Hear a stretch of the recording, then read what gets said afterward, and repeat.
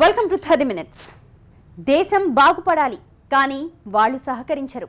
ప్రతి దాంట్లో పారదర్శకత ఉండాలి, వాళ్ళు మాత్రం పాటించరు. దేశభక్తి పేరు చెప్పి గొంతు చించుకుంటారు, కానీ కనీసం ట్యాక్సులు కూడా కట్టరు. శాసనాలు చేస్తారు, ఫాలో అవ్వరు. ఒకటా రెండా, సామాన్యుడి విషయంలో శతకోటి ఆంక్షలు పెట్టి దర్జాగా రాజసం వెలగబెట్టే వాళ్లే రాజకీయ నాయకులు. ఓవైపు మనలాంటి వాళ్ళు పరిధి దాటి డబ్బు వేసినా తీసినా లెక్కలు అడుగుతారు, కానీ ఎవరిచ్చారో ఎక్కడి నుంచి వచ్చిందో చెప్పమంటే మాత్రం విరాళాలకు లెక్క చెప్పరు.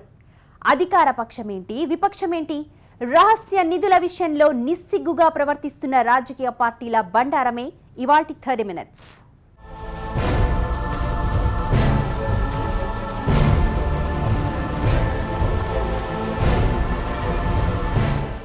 పక్షపాతం, అంతా పక్షపాతం. రెక్కలు ముక్కలు చేసుకుని సంపాదించుకున్న సొమ్ముకు రూపాయి రూపాయికి లెక్కలు చెప్పాలా? 2.5 లక్షలు దాటిన ఆదాయంపై ట్యాక్సులు కట్టాలా? లిమిట్ దాటితే సంపాదనకు సోర్స్ చెప్పాలా? బానే ఉంది, మరి ఇదే రూల్ రాజకీయ పార్టీలకు ఎందుకుండదు? ఎవడిస్తున్నాడో ఎందుకిస్తున్నాడో తెలియకుండా విరాళాలు ఇస్తుంటే వస్తుంటే లెక్కలు అడగరా? ఇదేం అన్యాయం? ఉద్యోగాలు, వ్యాపారాలు, డే అండ్ నైట్ జూసం రెక్కలు ముక్కలు చేసుకుంటున్నారు జనం. తీరా అంతా కష్టపడితే 2.5 లక్షలు దాటితే ట్యాక్స్ కట్టాలి. ఆ సంపాదన కాస్త ఏ 5 లక్షలకో 10 లక్షలకో చేరిందంటే ఆదాయానికి ఆధారం చూపాలి. కానీ రాజకీయ పార్టీలకు ఈ చిక్కులే లేవు. అవును, ఖచ్చితంగా నమ్మాలి. వందలు, వేలు, లక్షలు కాదు, కోట్లు, కోటాను కోట్ల విరాళాలు రాజకీయ పార్టీల భూషాణాల్లోకి వస్తున్నాయి. అసలు ఈ విరాళాలు ఇచ్చేదెవరు, ఎందుకిస్తున్నారు అని పొరపాటున అడిగితే కనీసం సమాధానం ఉండదు. అసలు ఎవరు ప్రశ్నించరు కూడా. ఎందుకంటే ఎవరు ఏ పార్టీకి ఎంత విరాళం ఇస్తున్నారన్నది బ్రహ్మ రహస్యం. బయట పెట్టడానికి ఏ పార్టీ కూడా ఒప్పుకోదు. ఈ విషయంలో అన్నీ ఒక్కటే, అందరూ గురువిందలే. విరాళం ఇచ్చిందెవరో ఎంత ఇచ్చారో పక్కన పెడదాం. ఎందుకంటే అది టాప్ సీక్రెట్, బయటకి రాదు, రానివ్వరు. కానీ ఏ పార్టీకి ఎంత మొత్తం విరాళాలు వచ్చాయన్నది మాత్రం బయటపడింది. నేషనల్ ఎలక్షన్ వాచ్ అనే సంస్థ పొలిటికల్ పార్టీల విరాళాలపై ఒక అధ్యయనం చేసింది. ఆ సంస్థ బయటపెట్టిన గుట్టేంటో తెలుసా?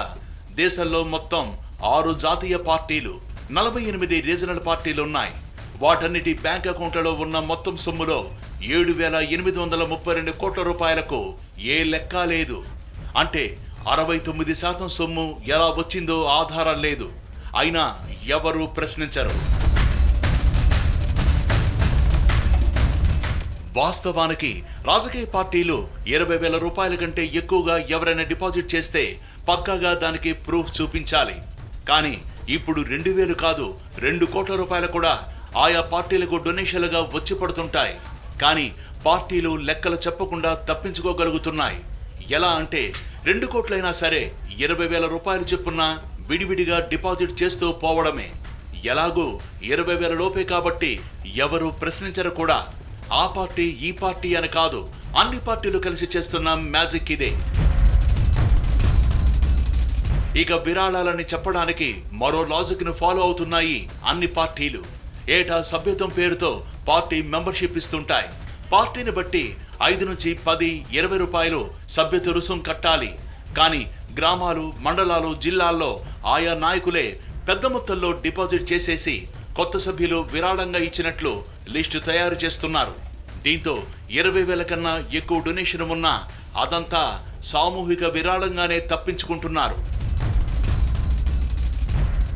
అంటే ఏ రాజకీయ పార్టీ, అది నేషనల్ పార్టీ అయినా రీజనల్ పార్టీ అయినా, ఆదాయ వనరుల్ని కనుక మనం జాగ్రత్తగా గమనిస్తే 10% నుంచి 15% వరకు మాత్రమే వాళ్ళకి స్వంత కార్యకలాపాల ద్వారా, అంటే అది ఇంట్రెస్ట్ కావచ్చు, లేకపోతే మెంబర్షిప్ డ్రైవ్ కావచ్చు, వీటి ద్వారా వచ్చింది ఆదాయం. కానీ దాదాపు 85% ఆదాయము డొనేషన్ రూపంలోనే వస్తుంది. ఈ 85% డొనేషన్లో మనం గమనించినట్లయితే 20,000 రూపాయలకి మించి డొనేషన్ ఇస్తే వాళ్ళ వివరాలు వెల్లడించాలి. ఇలా వివరాలు వెల్లడించి బాకాయిదాగా అందరికీ తెలిసే విధంగా డొనేషన్స్ ఎంత శాతం ఇస్తున్నారు అన్నది మనం గమనిస్తే ఆ 85%లోంచి 15% మాత్రమే వెల్లడవుతోంది. మనలాంటి సామాన్యుల దగ్గర లెక్కకు మించి డబ్బుంటే దాన్ని నల్లధనంగా చెబుతున్నారు. ఆధారం చెప్పకపోతే అన్అకౌంటబుల్ మనీగా భావించి దానికి తగ్గ ట్యాక్స్ వేస్తున్నారు. మరి ఇదే నియమం రాజకీయ పార్టీలకు ఎందుకుండదు? దేశభక్తి అంటూ దేశాన్ని బాగు చేయాలన్న కబుర్లు చెబుతూ ఎప్పుడు సామాన్యుల నడ్డి విరగొట్టడమేనా? అప్పనంగా కోట్లు పోగేస్తున్న పార్టీల భరతం పట్టే దమ్ము అధికారంలో ఉన్న ఏ ఒక్కరికి లేదా? ప్రజాస్వామ్యంలో రాజకీయ పార్టీలదే కీ రోల్. ఎన్నికల తర్వాత ఒకరిది అధికార పక్షమైతే మిగతా వాళ్ళది విపక్షం. కానీ అంతా కలిసే శాసనాలు చేస్తారు. ప్రజలపైన వాళ్ళ రూల్స్ రుద్దుతారు. ఎలక్షన్ వాచ్ బయటపెట్టిన రిపోర్ట్ చూస్తే పక్కా ఇదే నిజం అనిపిస్తుంది. ఈ జిమ్మిక్కులు చేస్తోంది జాతీయ పార్టీనా రీజనల్ పార్టీనా అన్న తేడా లేదు. అన్నీ గురువింద పార్టీలే. దేశాన్ని దగా చేస్తున్నాయి. పారదర్శకత ప్రజల మీద రుద్ది పార్టీలు మాత్రం విచ్చలవిడి రాజసం వెలగబెడుతున్నాయి. నేషనల్ ఎలక్షన్ వాచ్ బయటపెట్టిన గుట్టు అంతా ఇంతా కాదు. ఏ పార్టీ కూడా గడిచిన 10 ఏళ్లలో వాళ్లకొచ్చిన ఆదాయమెంత, ఎవరు ఎంత విరాళమిచ్చారు, కోట్లలో వచ్చిన భూరి విరాళాల వెనుక ఉన్న ఆదాయాలకు ఆధారం ఏంటన్నది ఎవరూ బయటపెట్టలేదు. 6 జాతీయ పార్టీలు, 48 రీజనల్ పార్టీలు, అంతా ఇదే జిమ్మిక్కు. అన్ని పార్టీలకు కలిపి మొత్తం ఇన్నేళ్లలో 11,367 కోట్ల రూపాయలు ఆదాయం వస్తే అందులో 7,832 కోట్లకు ఏ లెక్క పత్రం లేదు. మిగతా దానికి అంటే 1,835 కోట్లను లెక్క చూపగలిగే విరాళాలున్నాయి. ఇక ఆస్తుల అమ్మకం, మెంబర్షిప్ ఛార్జీలు, బ్యాంకు వడ్డీలు, ఇతరత్రాల కింద 1,698 కోట్ల వరకు ప్రూఫ్స్ ఉన్నాయి. మిగతా 69% మేరకు గుట్టే ఏ ఒక్క పార్టీ బయటికి చెప్పిన పాపాన పోవడం లేదు. ఏ వివరాలు చెప్పకుండా అడ్డంగా ఆదాయాన్ని వెనకేస్తున్న జాతీయ పార్టీలు 1 కాంగ్రెస్, 2 బీజేపీ. ఇదే రీజనల్ పార్టీల్లో చూస్తే సమాజ్వాదీకి అత్యధిక ఆదాయం వచ్చి పడింది. నేషనల్ వాచ్ లెక్కల ప్రకారం 2004 ఆర్థిక సంవత్సరం నుంచి 2014-15 వరకు లెక్కలేస్తే ఏ లెక్కలు చూపించకుండా కాంగ్రెస్ పోగేసిన సొమ్ము 3,323 కోట్లు, బీజేపీ వెనకేసిన డబ్బు 2,125 కోట్లు. ఈ విషయంలో సిపిఎం కూడా ఏమాత్రం తీసిపోలేదు. ఈ పార్టీ దగ్గర కూడా మొత్తం 892 కోట్లుంటే అందులో 471 కోట్లకు ఎలాంటి ఆధారం లేదు. 20,000కి సంబంధించే కానీ 20,000 పైబడినటువంటివి పెద్ద పెద్ద సంస్థలు, విదేశీ సంస్థల నుంచి కూడా వస్తున్నప్పుడు ఎక్కడి నుంచి వస్తాయో అనేది మాత్రం వీళ్ళు చెప్పరంటారు. ఇటు జాతీయ పార్టీల్లో ఉన్నటువంటి అటు బీజేపీకి కావచ్చు, ఇటు కాంగ్రెస్ పార్టీకి కావచ్చు, ఒక ఎన్ఆర్ఐ సంస్థ గడచిన 10 సంవత్సరాలుగా కొన్ని కోట్లాది రూపాయలు వస్తున్నప్పుడు ఈ సంస్థ ఈ నిధుల్ని ఎలా ఇస్తుంది, ఏంటి వివరాలు కావాలి అని అంటే పార్లమెంట్లో ఈ 2 పార్టీలు కూడా ఏకగళంతో ఇది చట్టానికి సవరణ తీసుకురావటం అనేటువంటిది దీన్ని ఏ రకంగా చూడాల్సినటువంటి అవసరం ఉంది. రాజకీయ పార్టీలు ఆర్టీఐ చట్ట పరిధిలోకి రావాలి అన్నప్పుడు వామపక్షాలతో సహా అందరూ కూడా గొంతు కలిపి మేము పబ్లిక్ సంస్థలు కాదు, మేము రామని చెప్పడాన్ని ఏ రకంగా చూడాలి? ఇది ప్రజలు ఇవాళ నిలదీసి ప్రశ్నించాల్సినటువంటి అవసరం ఉంది. ఇక రీజనల్ పార్టీల్లో లెక్కాపత్రాలు లేని సొమ్ము సమాజ్వాదీ దగ్గరుంది.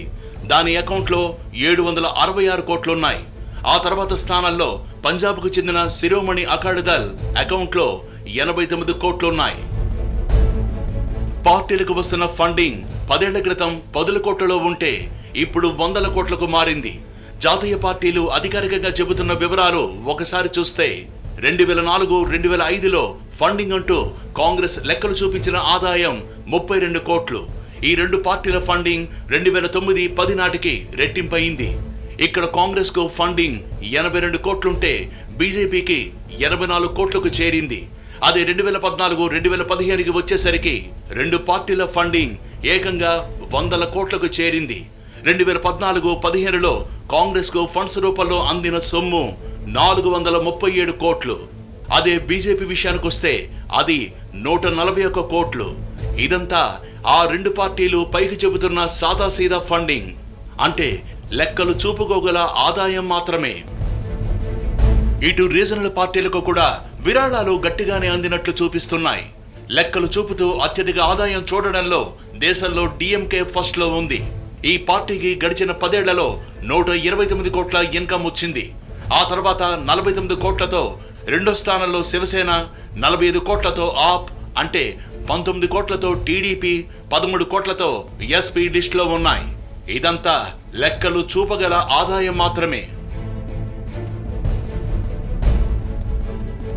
ప్రత్యేకించి తెలుగు రాష్ట్రాల్లో ఉన్న రీజనల్ పార్టీల లెక్కలు డొక్కలు తేలిస్తే టీడీపీ లెక్కలు చూపలేని సొమ్ము 45.47 కోట్లు, లెక్క చెప్పగల ఆదాయం 99.01 కోట్లు, మొత్తం కలిపి 145.28 కోట్లు. అదే వైసీపీ విషయానికొస్తే ఆ పార్టీ దగ్గర ఏ లెక్కాపత్రం లేని సొమ్ము 13.81 కోట్లుంది. లెక్క చూపగల ఆదాయం 9.66 కోట్లుంది. అంటే మొత్తం అకౌంట్లో సొమ్ము 23.47 కోట్లు. ఇక తెలంగాణలో టీఆర్ఎస్ విషయానికొస్తే ఆ పార్టీ దగ్గర ఆధారం లేని ఆదాయం 25.21 కోట్లుగా చెబుతోంది ఎలక్షన్ వాచ్. లెక్క చూపగల సొమ్ము 10.71 కోట్లు. అంటే మొత్తం ఇన్కమ్ 35.92 కోట్లు. అటు జాతీయ పార్టీ అయినా ఇటు లోకల్ పార్టీలైనా ఇదంతా వెల్లడైన సొమ్ము మాత్రమే. లోపల ఇంకా ఎంతుందో పక్కా వివరాలు తెలియదు. కానీ నేషనల్ ఎలక్షన్ వాచ్ చెబుతున్న లెక్కల ప్రకారం 10 ఏళ్ల క్రితం జాతీయ పార్టీల ఆదాయం ఇప్పటికీ 313 రెట్లు పెరిగింది. అది రీజనల్ పార్టీలకైతే 652% వచ్చి పడుతోంది. ఇటువంటి ట్రాన్స్పరెన్సీ, ఎస్పెషలీ పొలిటికల్ ఫండింగ్కి ట్రాన్స్పరెన్సీ లేకపోతే డిమోనటైజేషన్ లాంటి ఎక్సర్సైజ్ అంతా కూడా ఒక వేస్ట్ఫుల్ ఎక్సర్సైజ్, సామాన్యుణ్ణి బాధ పెట్టేటటువంటి ఎక్సర్సైజ్గా మారిపోతుందే తప్ప దాని నుంచి ఒరిగేది ఏమీ ఉండదు. వీళ్ళ ఆదాయాల్ని కనుక మనం జాగ్రత్తగా గమనించినట్లయితే నేషనల్ పార్టీస్ని మనం తీసుకుంటే ఒక దశాబ్ద కాలంలో 2004 నుంచి 2014 వరకు మనం చూస్తే నేషనల్ పార్టీస్కి ఇలా గుప్తదానాలు 313% పెరిగాయి. అంటే ఎన్ని వేల లక్షల మంది ముందుకు వచ్చి దానాలు రాజకీయ పార్టీలకి ఇంత విరివిగా ఎందుకు చేస్తున్నాయి, ఎలా చేస్తున్నాయి అనే దాన్ని మాత్రం చాలా విచిత్రమైన ప్రశ్నగా మిగిలిపోతుంది. పార్టీలకు భూరి విరాళాలు వస్తోంది కార్పొరేట్ సంస్థల నుంచే. ఎన్నికలకు ముందు ఏదో ఒక పార్టీకి అధికారం వచ్చిన తర్వాత తమ స్వార్థం కోసం భారీ విరాళాలు ఇస్తున్నాయి. దీన్నో సహజ పరిణామంగానే అందరూ భావిస్తారు. కానీ అలా విరాళాలు ఇచ్చిన వాళ్ళు నిస్వార్థంగా ఇస్తున్నారంటే మాత్రం అవివేకం. ఎందుకంటే కోట్లలో విరాళాలు ఇచ్చిన వ్యక్తులు ప్రభుత్వం నుంచి ఏదో అవసరం తీర్చుకోవడం కామన్గా మారిపోయింది. కార్పొరేట్ సంస్థల నుంచి భారీ విరాళాలు తీసుకోవడం, కామన్ మ్యాన్ ఇచ్చిన విరాళాల కోటాలో వాటిని చేర్చేయడం, సామాన్య ప్రజలు ఇచ్చిన 10, 100, 1000 రూపాయలతోనే పార్టీ కార్యకలాపాలు నిర్వహిస్తున్నట్టు బిల్డప్ ఇవ్వడం. అన్ని పార్టీలది ఇదే పరిస్థితి. ఈ ఏడాది వీరి దగ్గర నుంచి ఇంత విరాళం వచ్చిందని చెప్పే ధైర్యం లేని పార్టీలు ఇక ప్రజాసేవేం చేస్తాయి? ప్రజల కోసం ఏం పని చేస్తాయి? రహస్య విరాళాల పరిమితిని తగ్గించడం ద్వారా పార్టీలు బ్లాక్ మనీ పోగేయకుండా చెక్ పెట్టొచ్చు అనుకోవడం హాస్యాస్పదమే అవుతుంది. కార్పొరేట్ శక్తుల నుంచి భారీగా విరాళాలు స్వీకరించడం అంటే బ్లాక్ మనీ తీసుకోవడం, ఎన్నికల వేళ వేల కోట్ల రూపాయలు ఖర్చు పెట్టడం, గెలిచిన తర్వాత మళ్ళీ అదే కార్పొరేట్ శక్తుల ప్రయోజనాల కోసం పని చేయడం, పనిలో పనిగా తాము కూడా దండుకోవడం. పార్టీలు నేతలు సాగించే అవినీతి ఇదే క్రమంలో కొనసాగుతోంది. దీనికి చెక్ పెట్టడానికి ఈసీ అనేక ప్రతిపాదనలు చేసింది. వాటిలో రహస్య విరాళాల పరిమితిని 2000కు తగ్గించడం మాత్రమే కాదు, పార్టీలు పొందుతున్న పన్ను రాయితీలపైన ఎన్నికల సంఘం దృష్టి పెట్టింది. ఇప్పటిదాకా దేశంలో గెలుపు ఓటములతో పని లేకుండా రాజకీయ పార్టీలన్నిటికీ పన్ను మినహాయింపిస్తున్నారు. 1961 ఆదాయ పన్ను చట్టం 13A ప్రకారం రాజకీయ పార్టీలకు గృహాలు, స్థలాలపై వచ్చే ఆదాయం మీద, స్వచ్ఛంద విరాళాలతో సమకూరే ఆదాయం మీద, క్యాపిటల్ గెయిన్స్ ద్వారా వచ్చే ఆదాయం మీద పన్ను మినహాయింపు ఉంది. దీన్ని ఉపయోగించుకుని రాజకీయ పార్టీలు పెద్ద ఎత్తున ప్రయోజనం పొందుతున్నాయి. ఇకపై కేవలం ఎన్నికల్లో పోటీ చేసి గెలిచిన పార్టీలకే పన్ను మినహాయింపు వర్తింపజేయాలని ఈసీ ప్రతిపాదించింది. ఆ ఫండింగ్ చేసింది కాబట్టి వాళ్ళకు కూడా ఏంటంటే గవర్నమెంట్ ఆఫ్ ఇండియా కొన్ని రాయితీలు ఇస్తూ ఉంటాయి. వాళ్ళకి ఏదైనా ట్యాక్స్ కన్సెషన్స్ కానీ, లేకుంటే వాళ్ళకు ఫెసిలిటీస్ క్రియేట్ చేయడం కానీ ఇవన్నీ ఇస్తూ ఉన్నారు. దాంతో ఏమవుతుందంటే ఇప్పుడు పొలిటికల్ పార్టీస్ అసలు ఫండ్స్ ఎక్కడి నుంచి వస్తున్న సోర్స్ డిక్లేర్ చేయాలంటే ఆ కార్పొరేట్స్ బయటపడతాయని భయానికి ప్రాబ్లీ వీళ్ళు చూపిస్తలేరు. అది తప్పే కదా. మనం లీగల్గా ఎవరైనా ఇప్పుడు ఒక కార్పొరేట్ ఆర్గనైజేషన్ ఒక పొలిటికల్ పార్టీకి డొనేట్ చేస్తానికి షుడ్ బి పర్మిటెడ్. వాళ్ళకి దాంట్లో తప్పేం లేదు, మనం ఏం చేయాలి. కానీ లెక్క మాత్రం డెఫినెట్ చూపించాలి. ఇంకోటి వాళ్ళకి ట్యాక్స్ పడేది ఉంటే మనం డెఫినెట్ ట్యాక్స్ కూడా కట్టవలసి వస్తుంది. ప్రతి ఒక్క పౌరుడు మనం ట్యాక్స్ కడుతున్నప్పుడు మనం పొలిటికల్ పార్టీస్ ఎందుకు కట్టవద్దు? వాళ్ళకి డెఫినెట్లీ వాళ్ళు కూడా వాడుతూ ఉన్నారు కదా. అసలు పన్ను మినహాయింపు కోసమే చాలా పార్టీలు పుట్టుకొస్తున్నాయని ఈసీ చెబుతోంది. ఒకవైపు దేశంలో ప్రజలంతా ఆన్లైన్ నగదు లావాదేవీలు జరపాలంటున్నారు. బ్లాక్ మనీ అంతమే నా పంతమని మోదీ స్పష్టం చేస్తున్నారు. ప్రజలకు వర్తించే పారదర్శకత రాజకీయ పార్టీలకు వర్తించినప్పుడే అవినీతి అంతమవుతుందని పరిశీలకులు విశ్లేషిస్తున్నారు. డిమానిటైజేషన్ నేపథ్యంలో మనం బ్యాంకులో కష్టపడి సంపాదించుకున్నటువంటి డబ్బులు, బ్యాంకులో దాచుకున్నటువంటి డబ్బులు, మన డబ్బులు మనం తెచ్చుకోవడానికి బ్యాంకులకు వెళ్ళి క్యూల్లో నించొని నానా తిప్పలు పడితే 1,00,000 ప్రశ్నలు వేసి లేకపోతే అనేక కొర్రీలు వేసి డబ్బులు ఇస్తున్నటువంటి పరిస్థితి వాళ్ళందరం కూడా మనకి స్వానుభవం. అటువంటిది రాజకీయ పార్టీలకి కోట్లాది రూపాయల నిధులు వస్తూ ఉంటే ఈ నిధులు ఎక్కడి నుంచి వస్తున్నాయి, ఎలా వస్తున్నాయి అని చెప్పి మాత్రం వాళ్ళు చెప్పరంట, వీళ్ళు అడగరంట. ఎందుకంటే విచిత్రం ఏముంటుంది? దేశంలో కొన్ని వందల పార్టీలు ఉన్నాయి. ఇలా చెప్పేదానికన్నా ఎన్నికల సంఘం రికార్డుల ప్రకారం 1700 పార్టీలు ఉన్నాయి. ఏ పార్టీ కూడా విరాళాల వివరాలు బయట పెట్టదు. 2014 సార్వత్రిక ఎన్నికల్లో 1000కి పైగా పార్టీలు అసలు పోటీ చేయలేదు. ఇక క్రియాశీలక రాజకీయాల్లో అత్యంత చురుగ్గా వ్యవహరించే జాతీయ, ప్రాంతీయ పార్టీలు కూడా నిధుల దగ్గరకు వచ్చేసరికి నీలుగుడు మొదలు పెడతాయి. అదే సమయంలో మరింత పారదర్శకత రాజకీయ పార్టీలకు అవసరమన్న విషయాన్ని మాత్రం పొలిటికల్ లీడర్స్ అంగీకరిస్తున్నారు. ఆచరణలో మాత్రం ఏ పార్టీ కూడా ఆ దిశగా చిత్తశుద్ధిని ప్రదర్శించదు. రాజకీయ పార్టీల యొక్క నిధుల సేకరణ విషయంలో కూడా చాలా పారదర్శకత ఉండాలి. ఎవరు ఇస్తున్నారు, ఎంత ఇస్తున్నారు అనేది కూడా ఖచ్చితంగా అన్ని పార్టీలు కూడా దీన్ని మరి చేపట్టాల్సిన అవసరం ఉందని చెప్పి కూడా వారు పిలుపునిచ్చారు. దీని మీద పెద్ద ఎత్తున చర్చ జరగాలని వారు కోరుకుంటున్నారు. ముఖ్యంగా ఎన్నికలు కూడా, అది పార్లమెంటు, అసెంబ్లీ, ఏ ఎన్నికలైనా ఏకకాలంలో జరిగినట్టయితే ప్రజాధనం దుర్వినియోగం కాదు. ఎన్నికల పేరు మీద డబ్బు మరి ఈ రకంగా వేల కోట్ల రూపాయలు ఖర్చు కూడా ఇది భావ్యం కాదు. రాజకీయ పార్టీలు ఎవరి నుంచి డొనేషన్ తీసుకున్నా, ₹1 డొనేషన్ తీసుకున్నా చెక్ రూపంలో తీసుకోవాలి, వాళ్ళ వెబ్సైట్లో పెట్టాలి. అదేవిధంగా రాజకీయ పార్టీలు ఏ ఖర్చు చేసినా అది చెక్ ద్వారానే చేయాలి, అది వెబ్సైట్లో పెట్టాలి. పొలిటికల్ పార్టీలు ప్రజలకు సేవ చేయడానికి మాత్రమే ఉన్నాయి. ఏ పార్టీ అయినా ఇదే చెబుతుంది. ఏ నాయకుడిని కదిలించినా ఇదే మాట చెబుతాడు. అదే సమయంలో అసలు తాము అన్నింటికీ అతీతం అన్న భావనలో రాజకీయ పార్టీలు మునిగి తేలుతున్నాయి.